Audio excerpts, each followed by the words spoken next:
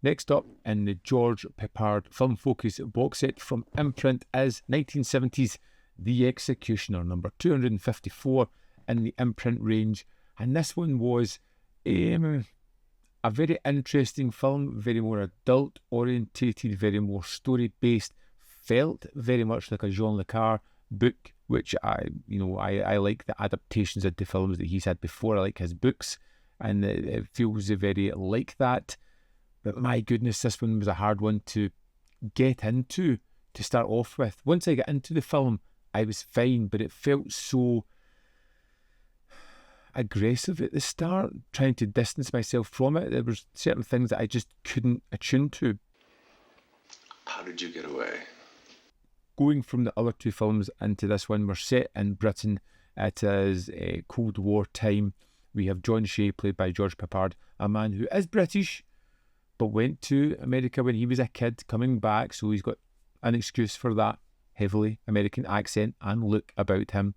He works for an agency, and he has a feeling that someone within their agency is not who they say they are, and it becomes a cat and mouse game of trying to track down and figure out who this spy is and how to neutralise it.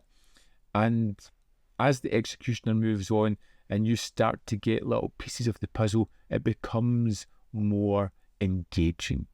They meant me to think what you're thinking. Only I'm not as clever as you, so I didn't think it. I was curious to see where the mystery was going to go. I was wondering to see if our character was on the right track, or if he was deviating from it, if he was starting to be cajoled by people around his life. There is a certain antagonistic nature between John and his bosses, that subterfuge where they're having these conversations, but everything's sort of implied, and it feels as if they're not giving the entire information to John. They're trying to steer him away from something, or are they trying to steer him into it? Who's on trial here? Why, no one's on trial. This is purely an inquiry into charges you have brought. It's never quite explained, and it has that kind of, I'm not too sure who to trust here. And it feels a little bit manipulative in the way we jump to the women in the film as well. John is quite clearly using someone to get information. This woman knows she's being used, but she likes him. She wants him to like her as much as she likes him, but it just isn't going to come. You get Joan Collins, who pops up in this one as well, who's fantastic as a kind of woman that got away. There'll be no living with him for the rest of the day. Try living without him. There is some wonderful cinematography here. There is some wonderful ideas within the story and some wonderful side characters. But there is this moment and ending to the film which I found really sapped it of a lot of energy. I kind of like it and I kind of don't. And I won't get into it. It's because our main character makes a choice, and that choice ultimately comes back to kind of haunt him a little bit, as it should.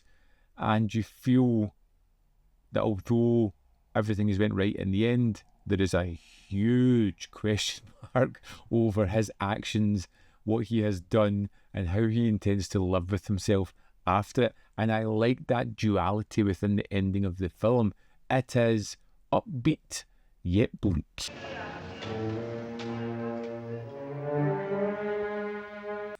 Saved the day, haunted for the rest of his existence by his own actions, which I kind of like that idea. It's not just plain and cookie cutter finale where everything's saved and everything's better now.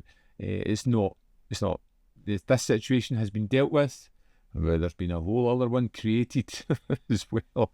It's very different and very interesting. The Executioner it was tough to get into because I was expecting another American private detective or a police detective story, and being thrust into the world of Britain, Cold War, spy and espionage kind of stuff.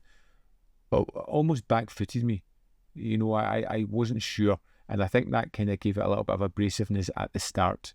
I'd be interested to see how this went on a second watch, because I feel as if there's a lot in here that's really worthwhile and very interesting. So if you like the kind of Jean Le Carre stuff, you're going to enjoy this one, I think. Hopefully. But if you have seen The Executioner, I would love to know your thoughts on it. So let me know in the comment box below whether you really liked it, hated it, felt somewhere in the middle, what could it have done better, what did it do poorly. Let me know, we can have a little discussion about this film. As always, there is more content up here. You can see more of my stuff. In the description box below are links to Patreon, membership programme, and manvfilm.com, always in which you can support me. Thanks for watching, and I'll see you next time.